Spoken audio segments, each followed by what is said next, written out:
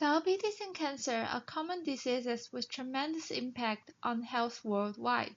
Clinicians have reported that type 1 and type 2 diabetes are associated with an excess risk of incidence and mortality for overall and a number of site-specific cancers. Although most of these studies were conducted in Western countries, a few studies based on Asian population had shown positive associations between diabetes and cancer of the pancreas, liver, and the colorectal. Hyperglycemia, insulin resistance, hyperinsulinemia, and the effect of treatment for diabetes have all been suggested as possible mechanisms for cancer risk.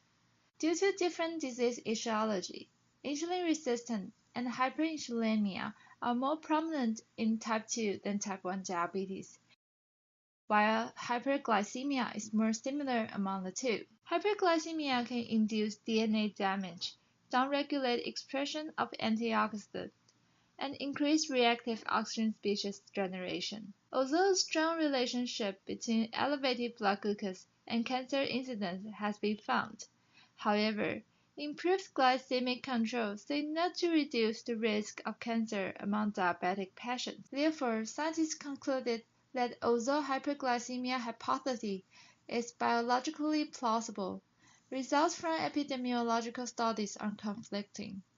Several other key mechanisms linking diabetes and cancer should be assessed in further studies. Hyperinsulinemia and insulin therapy are also suggested to confer added risk for cancer. Insulin, whether endogenous or exogenous, may act on cellular receptors to cause tumor cell proliferation and cancer chemoresistance. However, although higher dose and longer exposure to insulin, as well as higher plasma C-peptide concentration, are found to increase the risk of malignancy in a German study. It could also be interpreted as the consequences of higher insulin resistance and obesity.